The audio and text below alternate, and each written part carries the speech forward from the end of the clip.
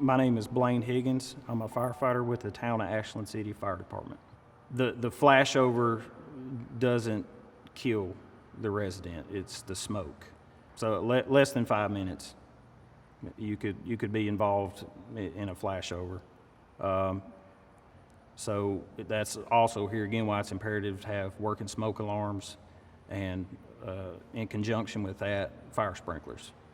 So with that fast warning, they're able to get out probably even before the sprinkler head activates, and on their way out, the head might activate, essentially knocking down the fire until we get there, or keeping it in check until we get there.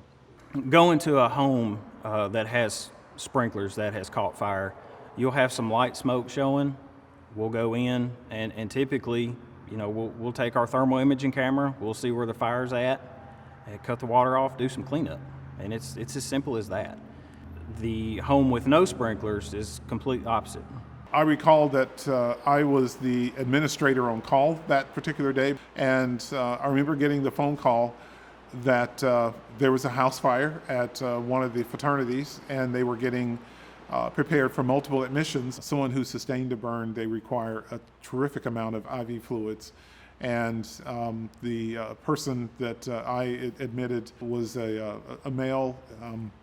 He had, I think we had 4 IVs going on him. I was getting quite a lot of that. And of course you have to assess the wounds, see how significant they were, how badly burned they were, and do the particular dressings. They're put on a ventilator because obviously all of these individuals had what we call an inhalation injury, in addition to having flames burn their skin. They were also breathing in very hot air from the fire, and as it got down into the lower lungs, it would create damage there as well and make it difficult for them to breathe, or they would possibly lose their airway. So they had to be intubated, placed on a ventilator that would assist them with breathing.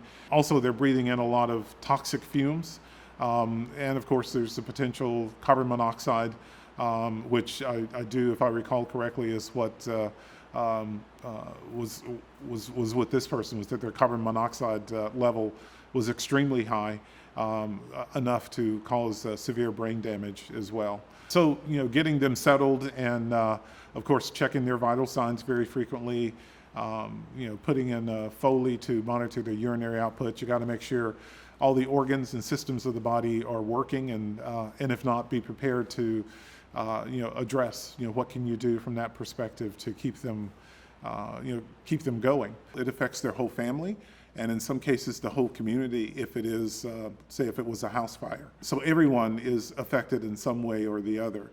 The other thing to think about as well is the psychological approach, because that person who once had smooth skin now is going to have skin that may have scars. Of course, today we have far better ways of providing excellent outcomes with those, but there's still that psychological body image thing. And sometimes for young kids, it's a struggle, especially when they become teenagers and you begin to pay attention to how you look. Will I get a boyfriend? Will I get a girlfriend? That type thing. For an older or a married couple, does my spouse still find me attractive?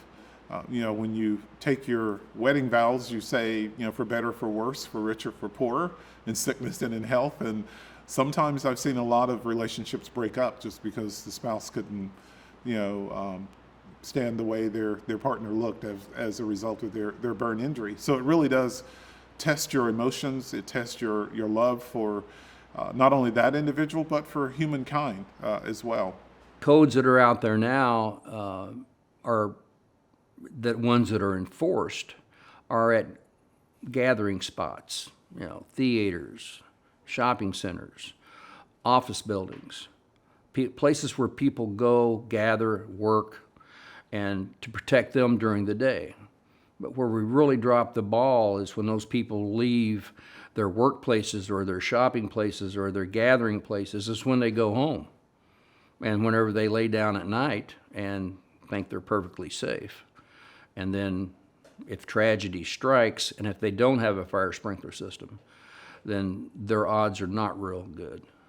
I don't know that angry is the right word, discouraged, because it kind of goes back to what we were talking about earlier. Until you've been affected or you have been there when someone has lost their life or lost their property or their pets. Some people's pets are their children.